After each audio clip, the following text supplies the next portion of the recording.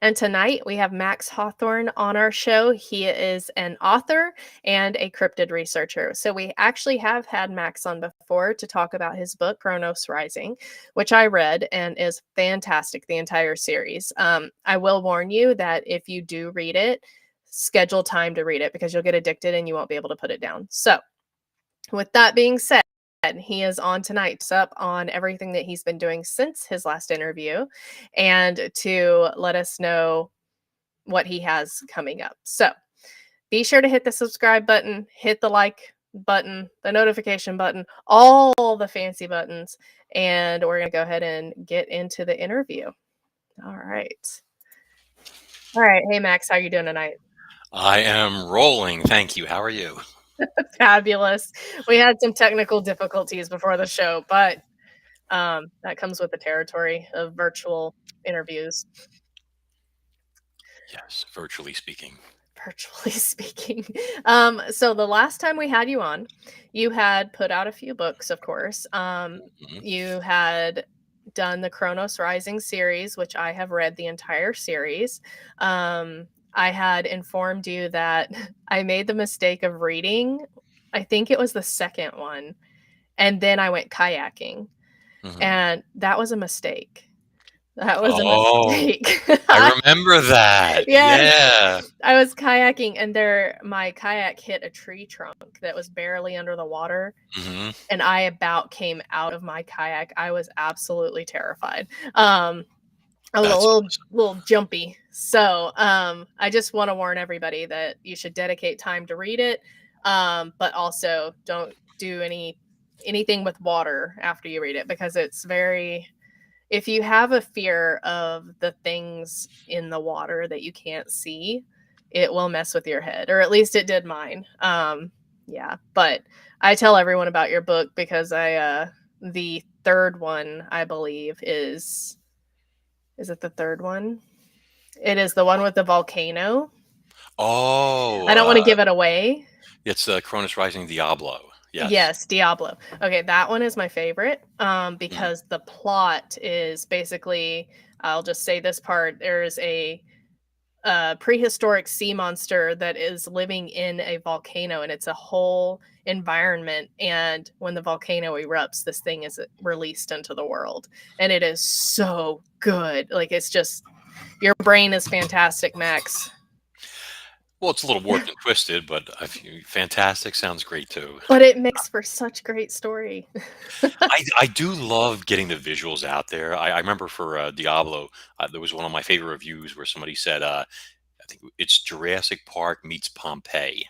Pretty much, yes. And Yeah. that was really, that's interesting actually. And then Jurassic World came out eventually with didn't they have a volcano? Come to Mhm. think of it. Oh, I Yeah. never realized that.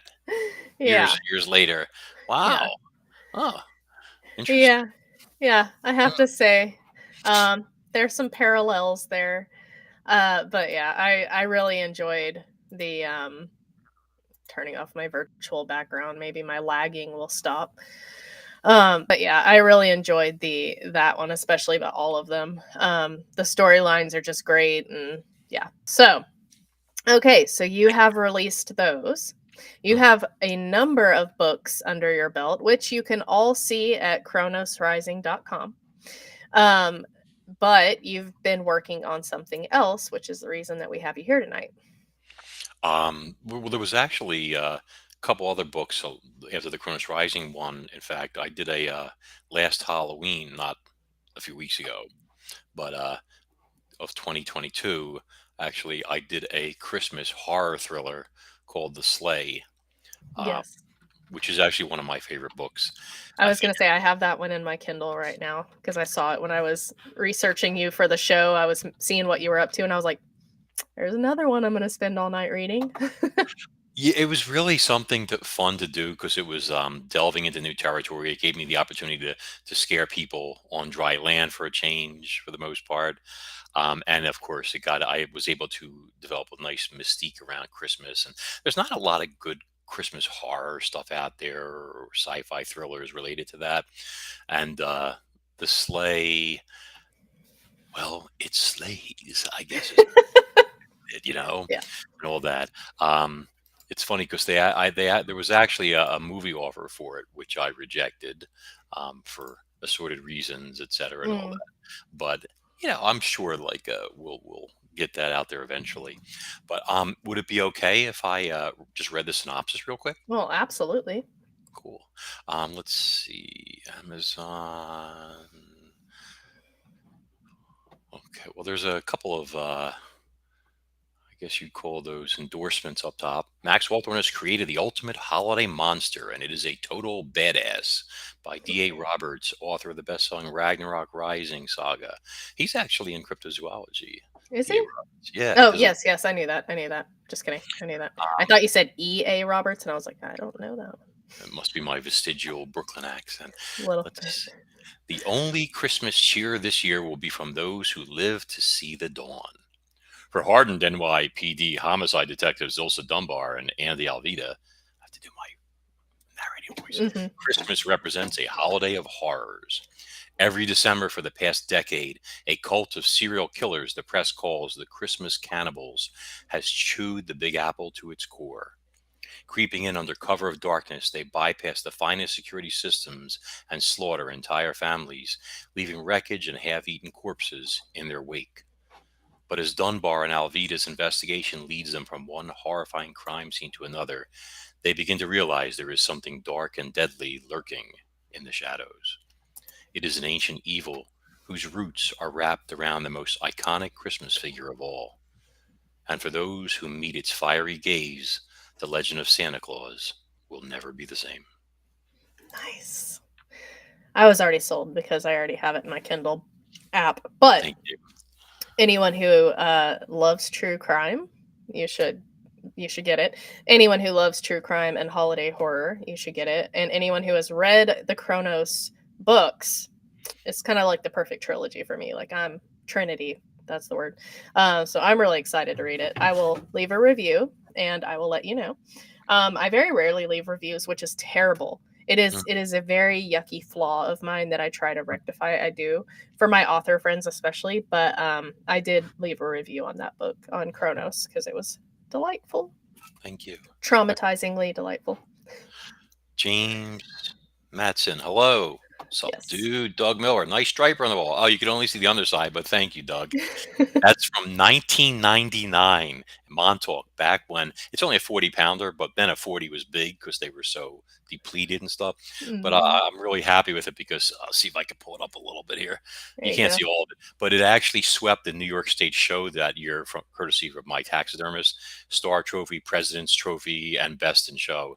So, and of course, he complained, I put so much work into that. It's like you got it for free. It didn't cost me 700 something dollars back then, mind you, but Yeah. hey, but you got it for free. Okay, whatever works. But anyway, Yeah. please type questions in all caps for Max. Yes. So if you have any questions for the guest or hostess, please type them in all caps so that I can keep track of them and relay those on. Um, and then, uh, are any of your books on DVD? Do you mean Uh, Audible, maybe. Audible, maybe? Three of the books that I'm aware of are on there. The Let me think about it. Cronus Rising Diablo, which you like, is on there. Cronus Rising Plague is on there, and Memoirs of a Gym Rat, which was my Mhm. very first ever book, which was a tell-all on all the evils and things, the Yeah. hijinks that go on in the health club industry that nobody knows about. Yeah. Because I was working in that industry for a long time while doing a fitness product of mine Right. many years ago, and I saw, heard, experienced some awful stuff. But the narrator is an actor and a stand-up comedian who does voices as well. So Hmm. his impersonations, the characters he brings, I mean, it is horrifying and gross at times, Hmm. but it is also hilarious. I mean, I don't want to get into some of it, but you got to have a strong stomach and a strong sense of humor to read that book, and you may never go to a gym again afterwards, but it's a great survival guide. Can I just read the first paragraph on the description? Sure. First Matt, paragraph. yeah. Max Hawthorne's raunchy, revealing memoir is certain to induce bouts of calorie burning laughter, embarrassed grins, and reconsiderations of one's gym membership. A smutty and enjoyable expose of life behind health club doors. Memoirs of a Gym Rat is both scandalizing and edifying read.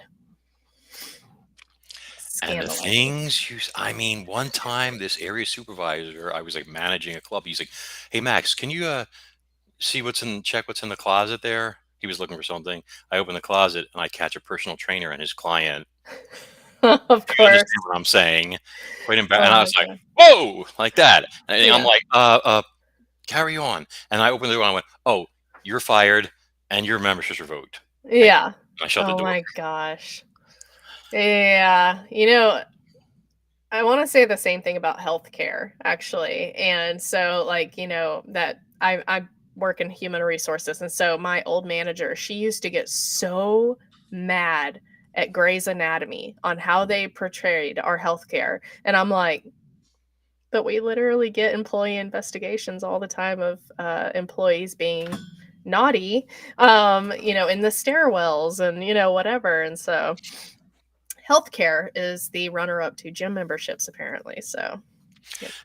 If you Google it, it says that um, if you look at the person, like the type of job career, the person your spouse is most likely to have an affair with, the number two slot was their personal trainer. Hmm. And the number one slot was the salesperson or gym manager that signed them up. Really? Yeah, it's true. And forget it.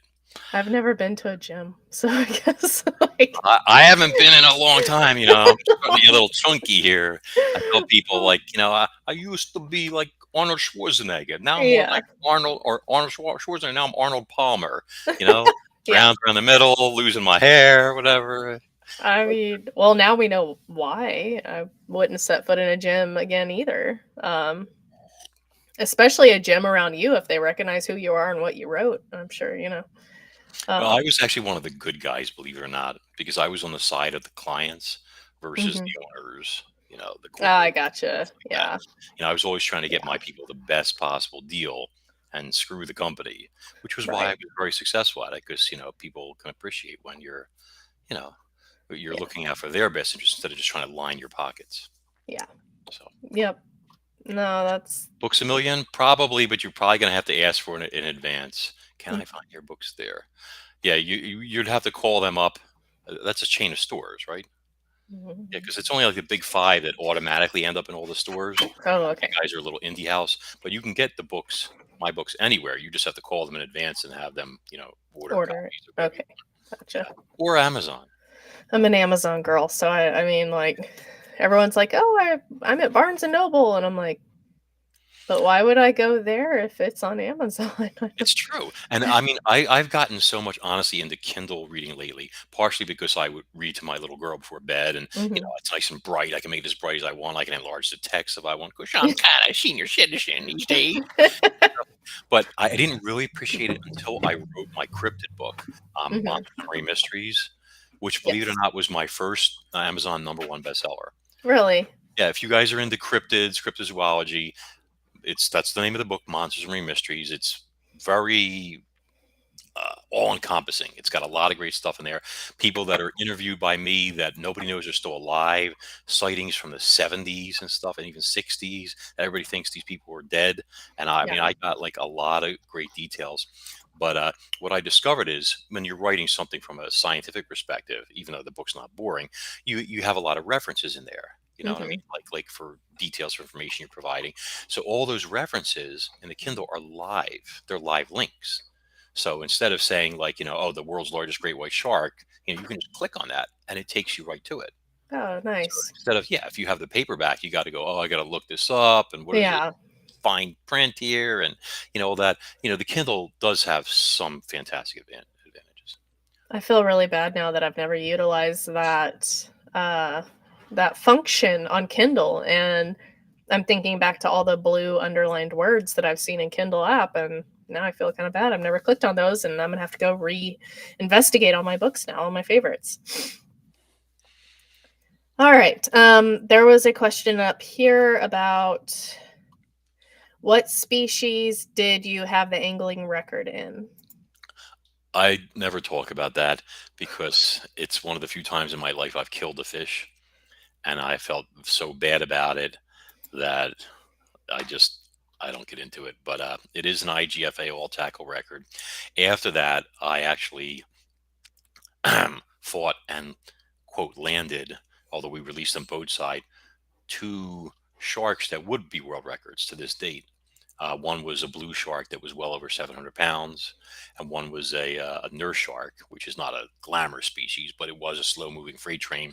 And both Mhm. of those fish, we just cut them loose beside the boat. They didn't have length records or any ways back then. You either had to kill the fish to get the record or let it go. So and I don't need to, I know I caught him, and he Yeah. knows I caught him, and that's all that matters. So Yeah. photos have to suffice at that point. Yeah. Yeah.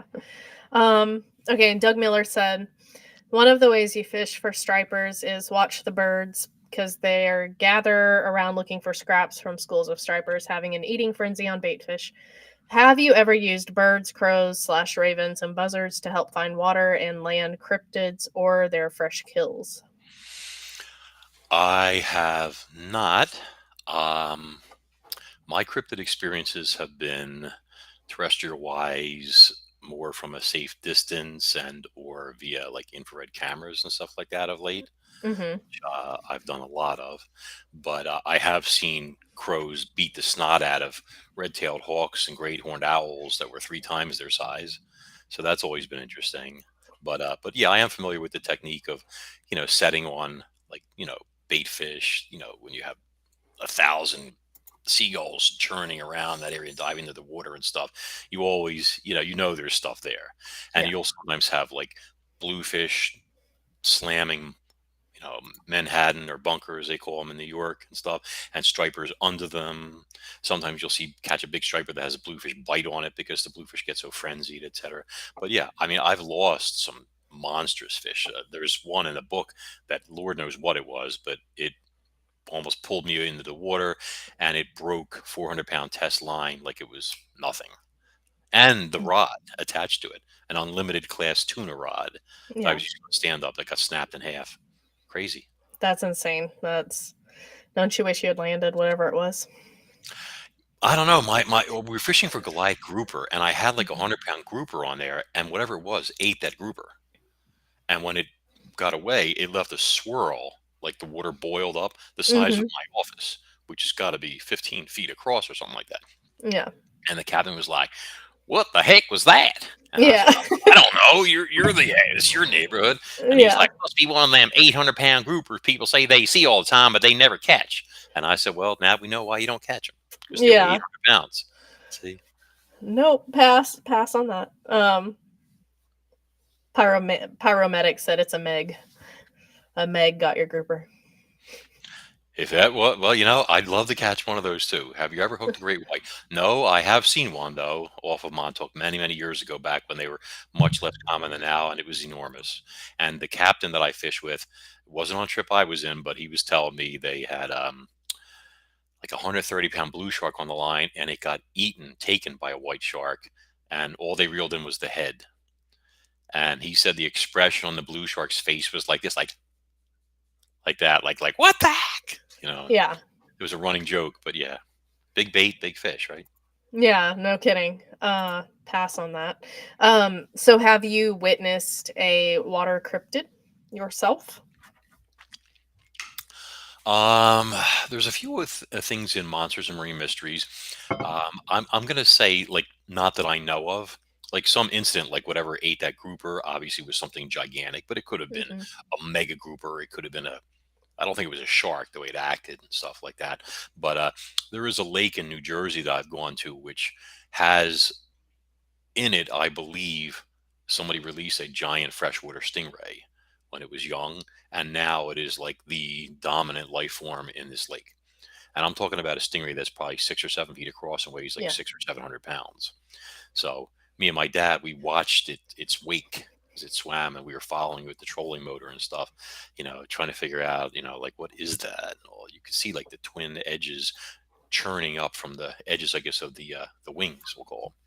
So Pass on that.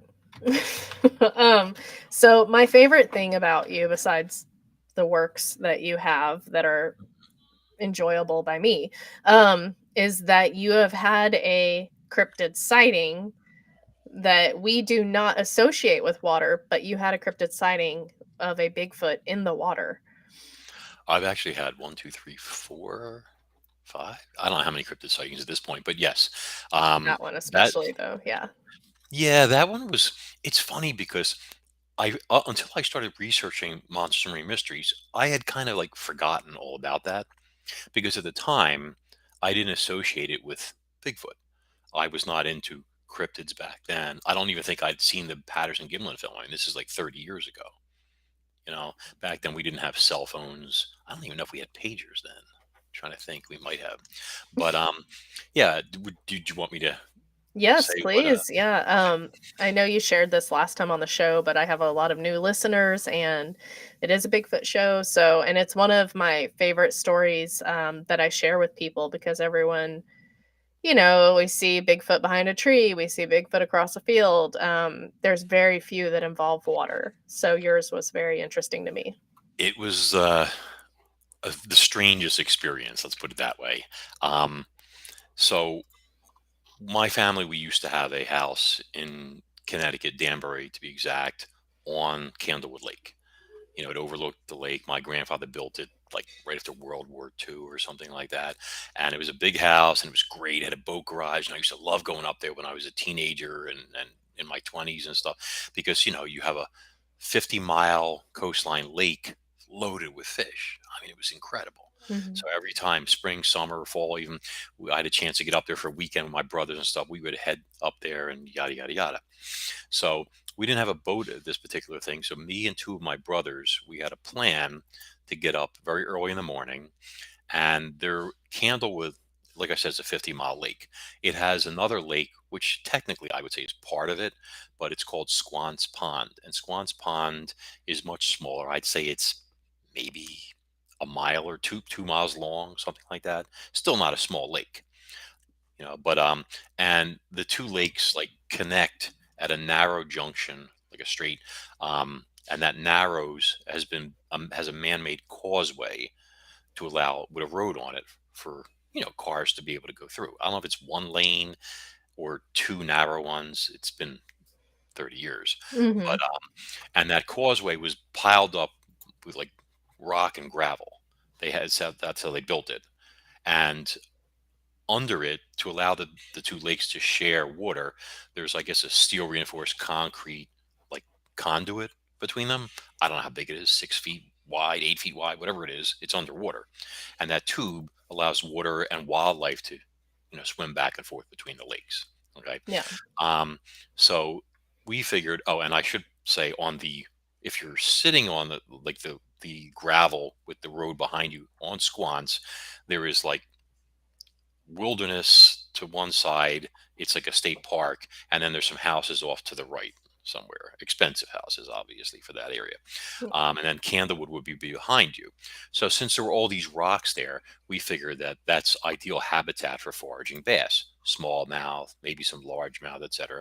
So we had this plan. We were going to get live shiners, which we got the night before. We were going to get up while it was still pitch black out. We were going to go to the lake, and we were going to be set up so that when the sun came up, we had our baits out there, and these bass were going to come calling, and we were going to slaughter them. That was our plan. Okay, we had our Polaroid camera and everything. So we got there, and what we didn't count on was the fact that it had rained all night, and that was a major damper, pun intended.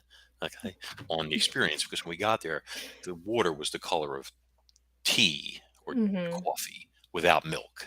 It Hmm. was dark, dark, dark, and there was no visibility. And that sucks because then the fish, they're not going to see your bait unless it lands on their head. And when you're casting out, and the bait is like, you got a 3 foot leader and it's 8 feet deep, and they're way down there, they're not going to see anything. So it sucked. Hmm. So we were sitting there, three of us, with our bobbers out, catching nothing.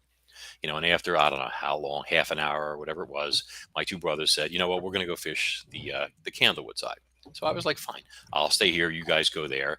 It was like they up a hill across the little causeway and down to get there. So if it was a straight line without the hill, it probably would have been like 50 feet. If Mhm. not up in the if you shouted really loud, I guess that you could hear each other, Mhm. but there was no phones. So I figured let them go, and when the fish turn on, I'm gonna catch all the fish, and they're gonna be jealous, and that kind of stuff.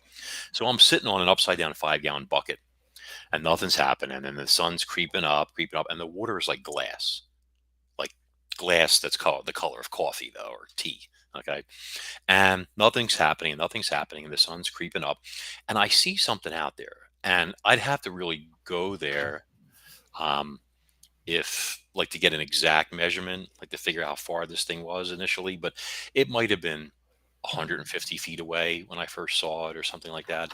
I really don't know, but I saw this thing bob up to the surface, and it was kind of dome shaped, and I'm looking at it, I'm like, and then it went under, disappeared. I was like, so I looked away, I looked back, and it came up again a minute later, 2 minutes later, whatever it was.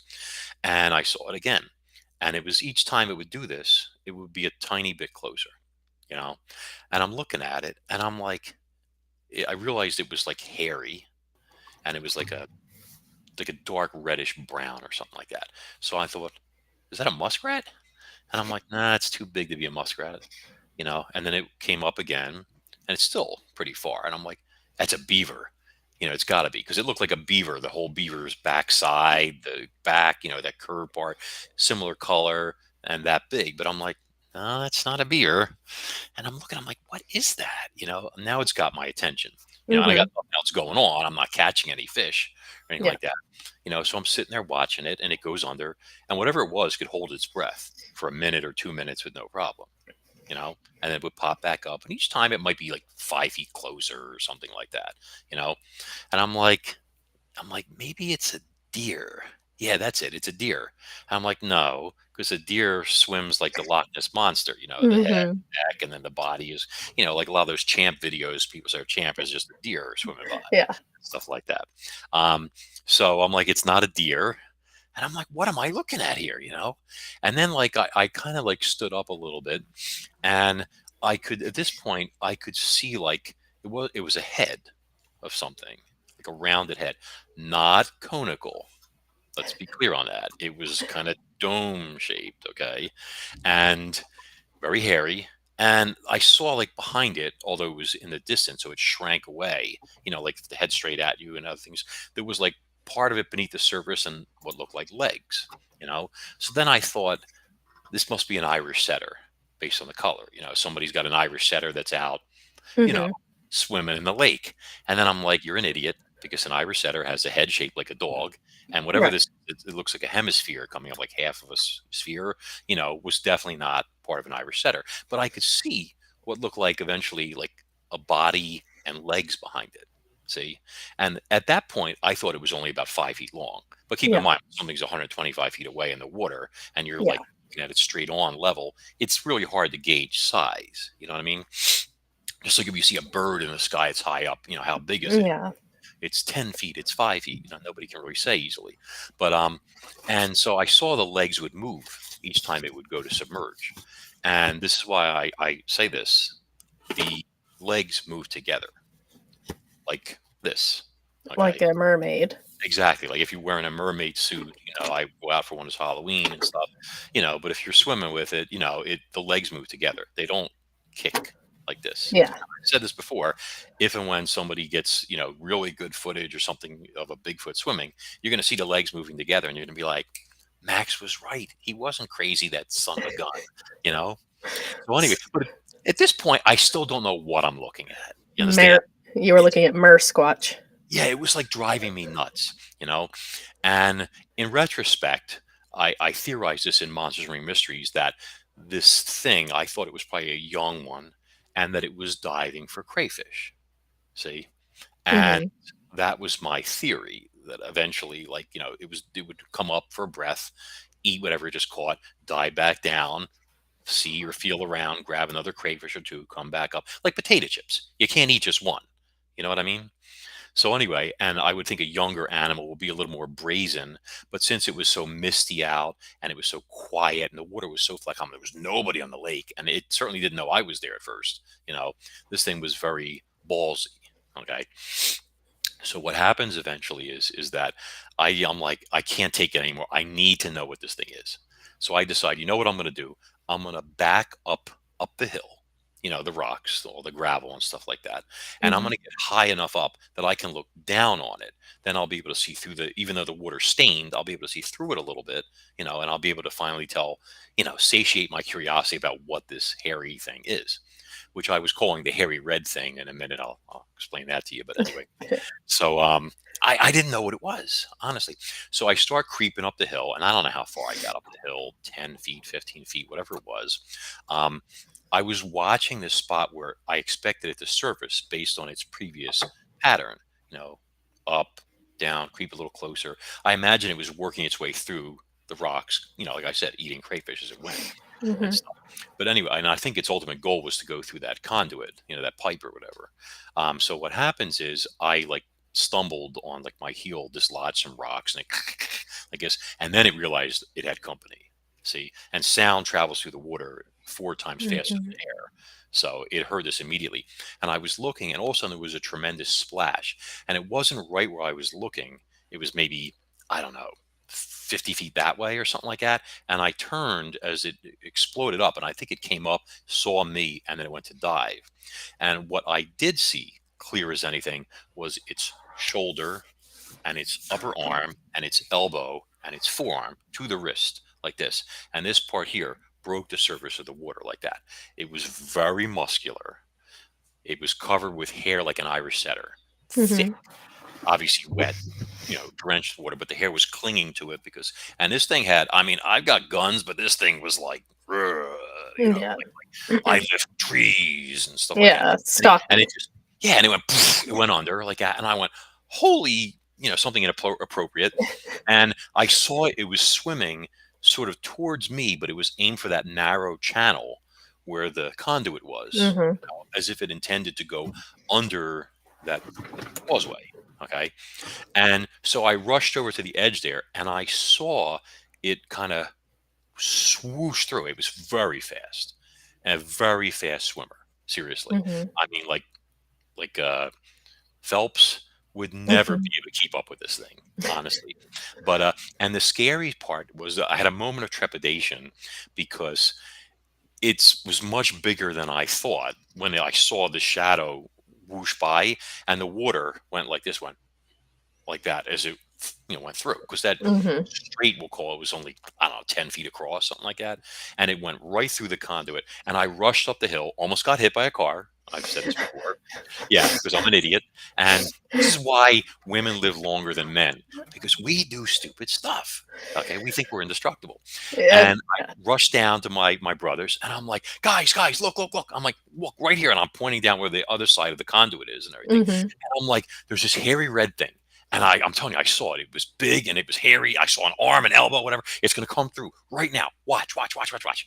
But by the time I had gone up the hill and then almost got clipped and then come down the other side, remember, this thing had a straight line run. It was already through. So we're standing there and 20, 30 seconds passes and I start taking the abuse, Yeah. Yes, it was daylight. It was dawn was up at this point.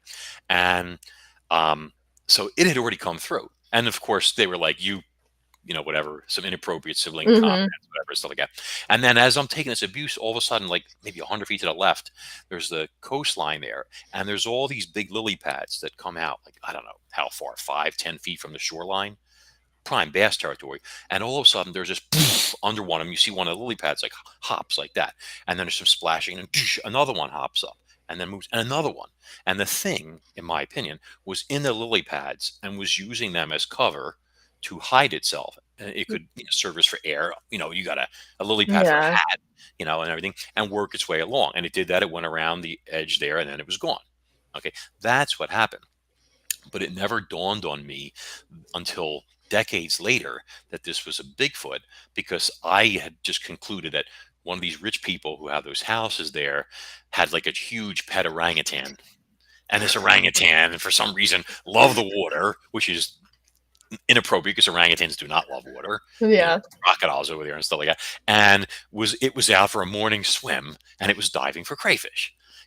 Which was how I kind of justified it to myself and then kind of stored it in the annals of my brain, in the do Yeah. not delete files, but not seen lately, whatever and stuff. But that was what happened.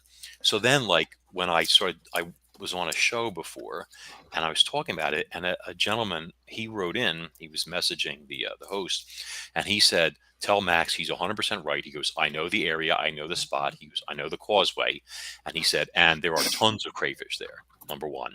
He said, number two, me and my friends and cousins, whatever it was, we all used to go there in the late 70s and the early 80s. We used to go camping. Apparently, you can camp there in the woods or whatever, this type of stuff. And they were saying how he stopped doing it the last time they went. I guess it was in the early 80s or something. I mean, I have his his text or whatever and stuff from the show back then. But and he said that something destroyed their camp. Like they came in, their tents were ripped apart, their everything was scattered, smashed, whatever, this type of stuff. And they had written it off to drug crazed hippies, as he called it. And so the last time that one of them went, it was his friends or whatever. They asked if he wanted to go, and they're like, he's like, nope, nope, not going. Had a bad experience, and all right, we're going. He goes, watch out for the hippies, and that's what he told them. So his friends were on the lake in a canoe, and they were slow paddling along the wilderness side, the state park side. And let me tell you, it is. I mean, it's dangerous in there. Like it's mountainous, it's Mhm. slopey, it's slippery. There are like rocks the size of cottages. I mean, this is like, it's not the type of stuff you're going to go running through. Let's put it that way. And I say that because they were working their way along, and all of a sudden there was a tiny clearing, Mhm. and I don't know how big. He said tiny, and they heard some crashing, and a huge buck, antlers and all that, came bursting through and dove into the water, literally right in front of their canoe, terrified, and not of them, and Mhm. just swam and swam the cross with the intention of crossing the entire lake, heading toward like the side where there's some houses and stuff. And behind it, they heard something chasing it, crashing through the brush. Now they thought it was a hunter or something like that. That's what they said. And then they said it stopped just shy of the clearing, whatever it was, and it started throwing stuff at them, like twigs and pine cones and rocks and whatever stuff like that. They start getting pelted over and over again by stuff, which I'm sure you know is classic primate aggressive territory. This is my spot, whatever, this type of thing. And they finally shouted, "Hey, we're in a canoes, whatever." And then it Yeah. stopped. Okay. And I will say this plain as day. First off, nobody can chase a big buck through the woods, especially those kind of woods, and think you're going to keep up with it. You know what I Mhm. mean? That's Yeah. number one. I mean, it would just dodge you and veer off. It wouldn't have to cross a whole lake to get Yeah. away. It would dust you like nothing. Yeah. Number two, anybody in their right mind that would never try and run through that type of territory, because you're going to break an ankle, a leg, whatever, and you're done.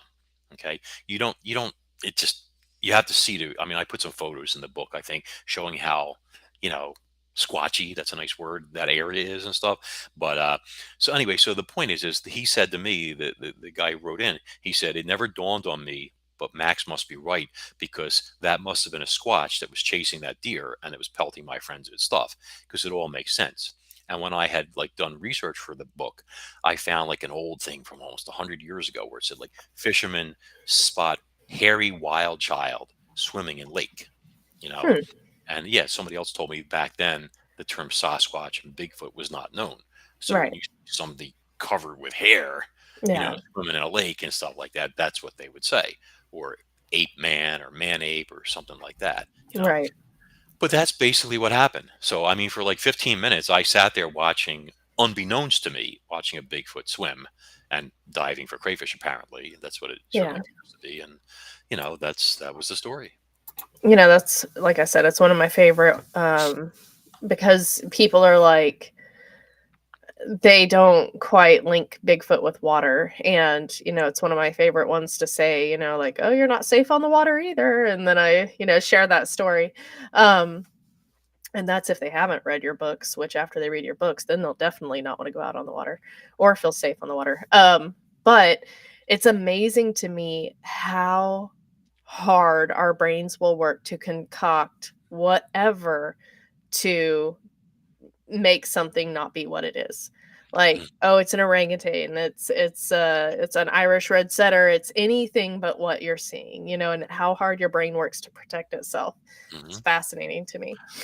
Well, we're hardwired to try and stay grounded in our perception of reality. Mhm. And when something comes that threatens that reality, we try and cling to it to justify, to create, to explain whatever could possibly, happen. There's an incident in Monsters and Mysteries where my daughter and I, she was only 7 at the time, so this is like 7 years ago, and we encountered a winged creature that should not exist. And do you do the 3D archery tournaments? Maybe bowfish. Um, no, I only do archery for target shooting. I've never used it for fishing. I mean, I do have a bow fishing rig and setup, but I've never actually used it. I did go back looking for that giant stingray that one time by myself and didn't find it that time, with the idea of possibly trying to put an arrow in it, but that would have been suicide, and my boat probably would have got dragged under and whatever. But no, I've never shot anything with a bow except targets. Um, Sorry, I digressed. I saw the caps and It's stuff. okay. But Sorry. So your daughter, and you had oh, a sighting. yeah, yeah, we saw this thing, and it was like it had apparently crash landed in the street, and it was like a very cold night, like late November, and it was like flurrying and very blustery, but it was like Mhm. I think 36 degrees. So it wasn't sticking, but it was like Yeah. those are special effects that come That with was the beautiful. Thank you. creature. It's No editing needed on my part later. I'm telling you, I got this whole thing, sound effects and stuff. Uh, But so what happens is, yeah, we're driving along, and it was not far from where we live, and there's a lot of woods around where I live, and I saw something in the road, and I was going up a hill, like a low hill, and I thought it was a box at first. I was like, oh, we got some debris on the road, and so my daughter, she had leaned over in the car seat, so she was looking too. So, which I'm glad, because then we both saw it. And as I'm watching it, so I slowed down to a crawl with the intention of straddling it with my tires, because it could have been, like I said, a box of nails or something like that. You don't want to get a flat. So, yeah. so I'm approaching it, and it starts to move. So my brain is telling me it's a box, and that's the flap of the box that's coming up. See, with the wind. So I'm already Mhm. explaining to myself what it is. Right. Well, it wasn't that. And as I got closer, I started realizing that it was a living creature. And pretty soon I'm staring at it from maybe 30 feet away, including where I'm sitting and the length of the truck and all that, the hood, but 30 feet total. And I see this like dark gray face with these black eyes and this black mouth. And it was like it had a head about the size of an apple. And it was like this bristly stuff back here. I don't know what that was. Ugh. But anyway, and it was like this, ah, like that. Seriously, I couldn't hear it because obviously I'm in a truck and all that. And I would imagine it was either scared, angry, or terrified. You got a 5,000 pound SUV bearing down on you. You're this big. It's like you know. But Yeah. anyway, and I stopped and I'm like, what is that? And I start trying to churn through the animal kingdom. You know, Mhm. like in the Cronus Rising books. I don't know if you remember that computer Yeah. Archimedes that was Yeah. designed to, with a sample, could figure out what an animal was. So my Right. brain's doing that. I'm like, I'm in Archimedes mode, like a possum, no, a raccoon, no, da, da, da, da, da, da, da, da, da, and nothing matched, you know. And I literally like as I said that, I said like what the hell is that? And right then it went and it jumped up and its wings came out and it had four wings, two sets paired like a dragonfly, but they Mhm. weren't shaped like that. They were like elongated ovals. They were transparent. And the only reason I think I could see them was because the headlights were like lighting them up. So the edges were just the edges were shimmering. And they were Yeah. doing it like in hover mode, Mhm. you know? Yeah. And my daughter goes, "It's a fairy, Daddy. It's a fairy," like that. And then it was like it saw her. And then because it knew I was there already. And then it went over the roof, like wow, it was fast and it was gone. Mhm. Okay. And this thing had a wingspan of, I'm going to say 3 or 4 feet, on a guess, but it wasn't small and it was not attractive. Okay. If this is a fairy, Yeah. it, not, there's no Tinkerbell. Okay. This thing looked like bite your finger off and then Yeah. some, whatever. But, anyway, but, oh, and the other thing was when it was in the air, it didn't look the same. It was like, more ethereal looking, silvery white, almost like you could see through it, you know. And I think it could camouflage itself, like it was like on the ground, it turned dark gray to match the asphalt. See, but in the air, I think it tried to either go transparent or I don't know what. But anyway, so we drove. I drove like walking speed after that the rest of the way home. You know, I was like talking to myself, walking in the house. You know, I mean, my daughter was all excited. You know, walking on air. She saw a fairy, and I'm like, the big, the big brown bats. Yeah, it's the biggest bat in this part of North America. Yeah, that's what it was. And I'm like going on the computer and I'm looking up bats and all this other stuff, and I'm trying to explain to myself what I saw. You know, and it was crazy, but it was real. You know, and the sucky part is, I mean, I did a drawing of it as soon as we walked in the door, so I Mhm. wouldn't forget. And that sketch is in the book. But if I had had a dash camera, this thing was dead center in, I mean, right there, dead center. You know, Yeah. it would have been like game over. You know, but what are you gonna do? But what are you gonna do? I mean, you drew it. That's the first step because, that's what I tell people after you have a Sasquatch sighting or an alleged sighting of any kind is to draw it or write it down or both. Hmm. Because as soon as the shock wears off, or even before the shock wears off, your brain is going to start telling you that you didn't see what you saw Hmm. and that it looked like this instead and that it was actually this. And no, you got to write it down while it's fresh or draw it if you can. If I drew something after I saw it, it would not look remotely like what I saw. So that wouldn't help me any, but writing it down, I could do. Was there any eye shine at all? I didn't see anything. I mean, honestly, I was staring at the wings. Yeah, Because they were, like I said, insect wings, fairy wings, right. whatever you want to call them. Two of them, like two Yeah. sets. And I was just like, you're so shocked. Even the thought of like reaching for your phone. I mean, by Hmm. the time I picked up the phone and put in a security code, it probably would have been gone already. But Right. I was like speechless. You're frozen, Yeah. because you're just like if a Bigfoot jumps out in front of you, you're gonna be like, especially if you don't know these things exist, you're like, Hmm. what the heck is this? You Yeah. know? And that's what happened. Yeah. And I was like, but having seen some other stuff in my day, now I'm like doing that scene like from one of the Twilight movies where the girl finds out that werewolves are real. Hmm. And then she's writing an email to her vampire friend who's not answering. She's like, are all the legends true? And that's what I was thinking.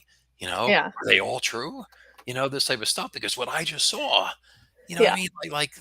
Yeah, it just, it was wild, you know? Yeah. Yeah, I don't know how I would react to that.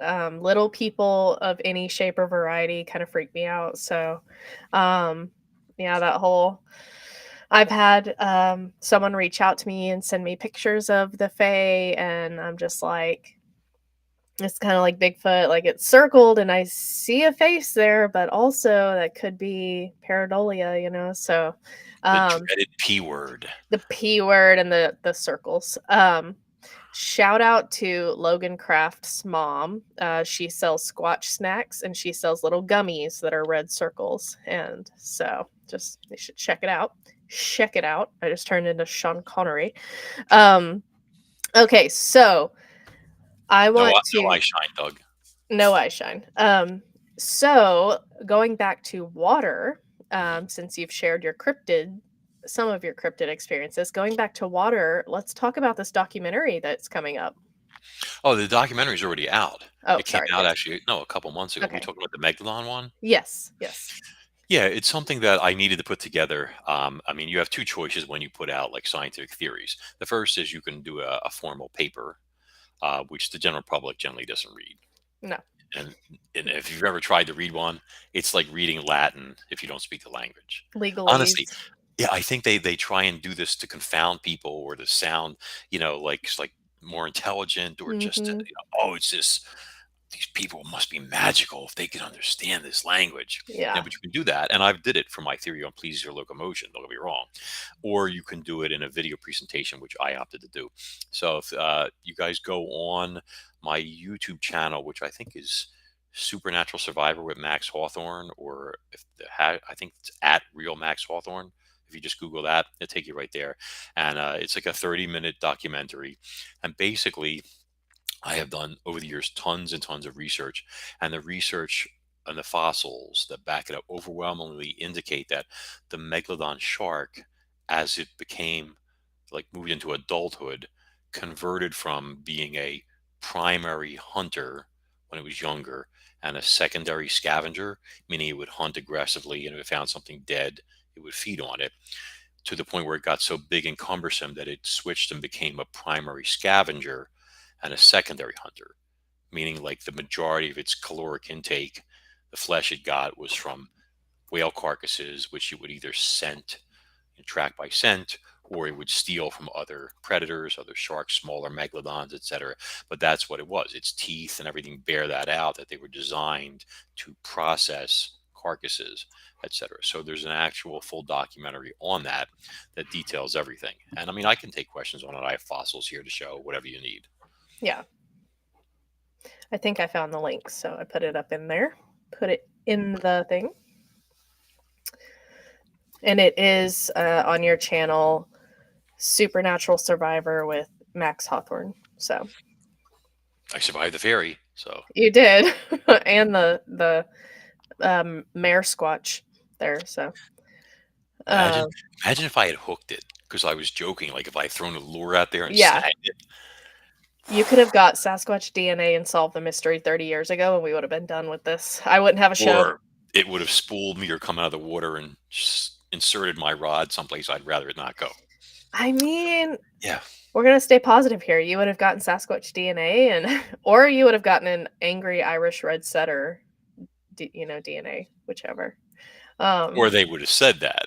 yeah, You know, I yeah, remember hearing David Paulides' interview about the what they went through to get actual DNA tested, and they had to yeah. trick a lab finally into doing Hmm. it. Yeah. Yeah. I've heard a lot of horror stories of samples being lost, or yeah, just Hmm. all the things. He had to sue to get the results. Yes. Yeah. Yeah. All right. Well, I just shared that. Does anyone have any other questions about Max's works, his cryptid experiences, his beliefs in or his research into paleontology? I mean, because the man is a walking font of information about that as well, and we didn't even touch on that, but um That's very flattering of you. My wife usually says I'm a walking something else, but I never well, hear the rest of that. She mutters it. yeah, You're a yeah, walking. yeah, yeah, yeah. I stay on. So Ryan has a good ear and a bad ear, and I like to, when I'm mad at him, I stay on his left side. So yeah, yeah, I like that. it's just the smart way to keep your relationship healthy, I've decided. Okay, so I'm gonna leave it open for questions for just a second.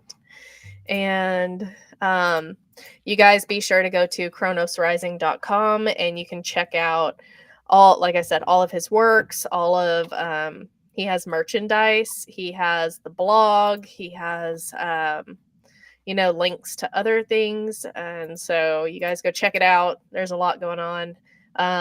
Really great website, font of information, like the website host himself. So you guys go check it out. Definitely buy, I'm not kidding, buy Chronos Rising. Like he said, it's on Audible. So if you're not a big reader and I haven't put out a new episode since I'm your favorite podcast in the whole world, and you're bored, you can go buy the Audible version of his books and you can listen to it there. And let me tell you, it will not disappoint, and it will make you not want to go into the water ever again. You're welcome, Chris. It was my pleasure. It was the water cryptid that got him started in all this? Not exactly. When I was writing the Cronus Rising series, I had to do a ton of research about, including sightings, Hmm. for because I have these giant prehistoric marine reptiles called pliosaurs, Yeah. which are like a mixture of a whale and a crocodile, let's say, that were alive in the present. And so I was referencing or researching like modern sightings of creatures like that, et cetera. And as I got into this more and more and more, I started learning more and meeting more people. And a lot of cryptozoologists became readers of mine and friends of mine and stuff. And I had, my experience with that winged thing Yeah. and everything. It reminded me a little of the homunculus from the old Ray Harryhausen movie, like the Golden Voyage of Sinbad, something Mhm. like that, except the wings were different. But It you reminds put me it of all the together. labyrinth. Every time you Yeah. talk about it, I go to the labyrinth in my head and the little fairies in there that bite Sarah, and Hoggle's like, "Well, what did you expect them to do?" And I'm like, so every time That you say it's ugly and mean, I just think of that. I was just like, imagine if I run out of the car and just grabbed it, and stuff, and it, Yeah, like, exactly. and then like 50 more of them come out of the trees and whatever and That's stuff. awful. Yeah, it's a scary thought. But Yeah, I really think like maybe an owl hit it or hit a line, like a power line or something like that, and it yeah, was stunned and it was like lying there like, oh my God, what was that? And then it was yeah, like, whoa, what the heck is this? And it's once it gathered its energy, it was out of there. yeah, But but yeah, it was it was yeah, an amazing thing to see. It really was. yeah, yeah, it broadened your horizons, let's put it that way. Um, yeah, Some people were there's saying, I'm sorry. no, go ahead. No, some people were saying it was a baby Mothman. I'm like, well, if it is, Mothman don't look like what they say because this thing was like, and the wings were nothing like that also. Oh my gosh, that's funny. Well, did you see the backside? Because I hear that's how you identify Mothman now is, Because of his butt the from the statue. yeah, you know, this is the thumbnail I'm gonna use for this show right there, just In my heyday, I had that beat, but now I'm getting a little older, so whatever. I can't believe that his derriere is not, you know how when you touch a statue so much it bronzes right there? Yeah, I can't believe his derriere is not like that because the amount of pictures in my feed of people touching the Mothman's tush. tiny. Yes. Okay, one last question. Any evidence of Meg swimming up freshwater like bull sharks? Not that I'm aware of. There is a nice documentary on there, the previous one called Mega Shark or Megalodon, I think. It's on the YouTube channel Yeah, where I documented, along with the help of the Mr. and Mrs. Tudor, a humpback whale carcass that washed up this past July, I think it right. was, and it had bite marks on there that indicate a shark that fed on it, killed it. That was, I think, 32 feet was the estimate. Hold on, I'm about to So put that in the yeah, it's not a megalodon per se. Most likely a gigantic white shark, one with gigantism, but yeah, it's a huge predatory fish. There is, I mean, if you read Monsters and Marine Mysteries, there's a whole chapter on mega sharks that you're going to love. And yeah, the biggest shark that I have evidence of is around 40 feet in length, and this is real evidence. I mean, we're talking photographic evidence with like a giant bite taken out of a bus-sized whale shark and stuff with tooth grooves and all that. So, I mean, the next best thing would be a fresh tooth this big or a carcass or something like that. But this is pretty good stuff. And that recent one that came out after the book came out, once again indicates a gigantic macro predatory shark, well over 30 feet in length. The bite marks, you'll see them are over a yard across, which is something to see with tooth notches and everything. It's good stuff. or terrifying, whichever. Like I said, I have a fear of the water that I can't see. If I can't see into the water, I got issues with it. I do. I am a water baby. I love water. I love swimming. I love being in water, absolutely. But however, as I've gotten older, I've developed this fear of, and I know there's a phobia with it, but I can't remember what it's called. So, um, Phobia. maybe Thalassophobia, is that that the one? the xylophobia, maybe. I think that might be it because it has to do with fear of the sea and things in the water. I think it's called Yeah, thalassophobia. I maybe mean, so. it's a scary thing because imagine if you're out on the ocean and you're swimming, or God forbid, your boat goes down and in there in a life preserver, you and a couple Yeah, friends. You know, at this point, you're basically bait. Okay, I'm sorry to yeah, say, but it's true. It's like it's bobber fishing, and you're yeah. but you're in hundreds or thousands of feet of water, and all of a sudden your foot comes down on something that feels like dry land, I you know, can't. moving dry land, like woof, like that. You're like, what the heck? Like seriously. And then, unless you have like goggles or a mask, you stick your face in. Are you going to see anything? Do Probably you not. want to see it? Do Yeah. you want to stick your face in there and see it? Because I would rather just at that point, just just take me. Just jaws from underneath. I don't want to see it. I don't want to know that I'm going to be in the belly of the beast. I just be done. Be done. Yeah. I I don't mean, want to if you're know. lucky, it's a dolphin or a whale, a friendly whale Well, or I'm a talking whale about like shark. in a Yeah. lake, Oh, in a like lake. Oh my or god, that would be a something big river. enough for you to feel like you hit land and in a lake in deep water, and you're so oof. I remember it was, like, I'm a big proponent of the idea that the Loch Ness Monster, pretty much most of the sightings have been, like, incidents involving Wells catfish, Mhm. and the Yes. evidence kind of bears that out. I mean, Right. so many of the historical sightings bear that out, etcetera, including the initial one where like this man was in the water and was dragged under by something. And I think one person might have drowned, and then there was another guy in the water, and something grabbed him and pulled him. And then a priest came and told the creature to leave him alone, and it did, or something like that. I think that's like the oldest sighting, but that's what Wells catfish do when they're nesting. And Jeremy Yeah. Wade proved this in an episode Yeah. because these Yes. girls were in a lake and something grabbed her by the calf and pulled her under and left a Right. bruise. And Yeah. there were these brooding, meaning like they had their eggs there, these Wells catfish, and they will protect their nest. And that's what they do. They grab something, they bite down, they yank on it. It's not like they want to scare you away. So Mhm. that makes perfect sense, that if somebody got pulled under and drowned by the monster, and if it was like going after somebody else, it's not as much maybe the guy approaching and saying, "Get thee gone," although it could be like two people might Yeah. intimidate a fish, but Yeah. the guy may have just reached the edge of its territory where it's like no longer going to pursue. See? Mhm. But there was another one, she saw like a 6 or 7 foot Loch Ness monster flopping on the edge of the water, and it had antennas, which sounds suspiciously like the long whiskers of a Wells catfish, you know? And then it flopped and went back into the water, and it swam away. It's the size of a Wells. They get much bigger than that even. And we know now that Wells catfish will leap out of the water to eat pigeons and stuff. So obviously a Wells made a lunge and miscalculated, and it was flopping around, and then it went back in. Yeah. There are actually stories about Bigfoot kind of doing that in um, Lost Lake, Hmm. Lake of the Pines, one of those, Lake of the Pines, I think, somewhere in Texas. But there was a encounter story that was told of a Bigfoot sighted in water and that it had pulled people under. And so I don't know if that one's more of an urban myth, but that one is one that I've heard. And whenever I watched that River Monsters episode, that was actually one of my first thoughts was it really the Wells catfish or was it, you Hmm. know, another creature that did it? So Well, I mean, that's a I great always way go to to get Bigfoot though. prey if you think about it. If you yank Yeah, somebody under and nobody sees, that's a scary exactly. thought.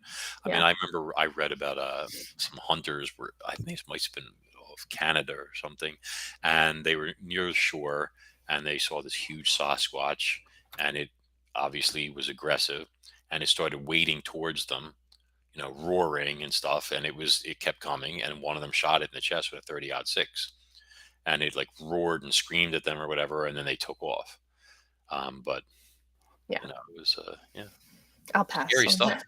Yeah, River Monsters is a great show. Cyril Shake,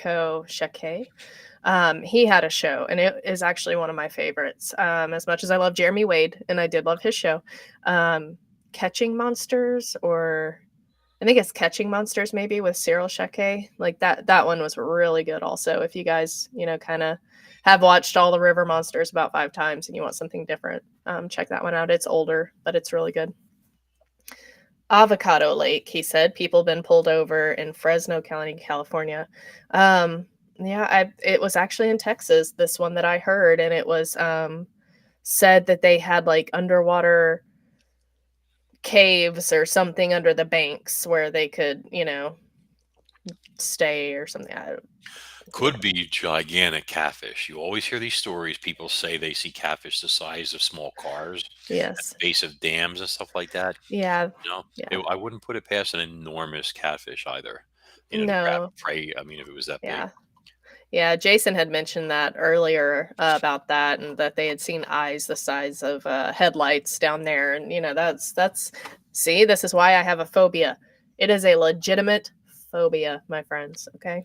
Any catfish with eyes that big, you don't want a piece of. No, Believe no. me.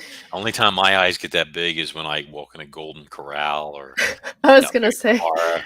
I Yeah, was gonna say, if there are deviled eggs around, I get pretty excited. I'm not gonna lie. Tomorrow, I got Thanksgiving.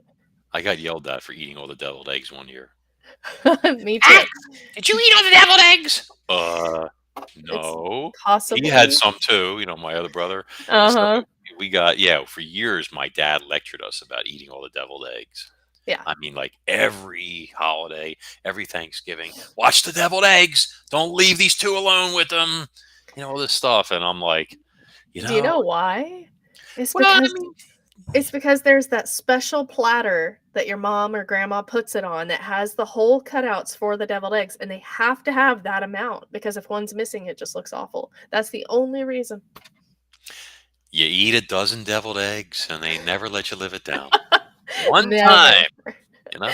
And on that note, I hope that everybody has a fantastic Thanksgiving holiday. Um, I messaged my friend earlier and told him he's British, and I said, I hope you have happy holidays. And he said, I hope you have a happy holiday time, which is apparently how they say it wherever he's from. So, um, I hope everyone has a very happy and safe holiday time.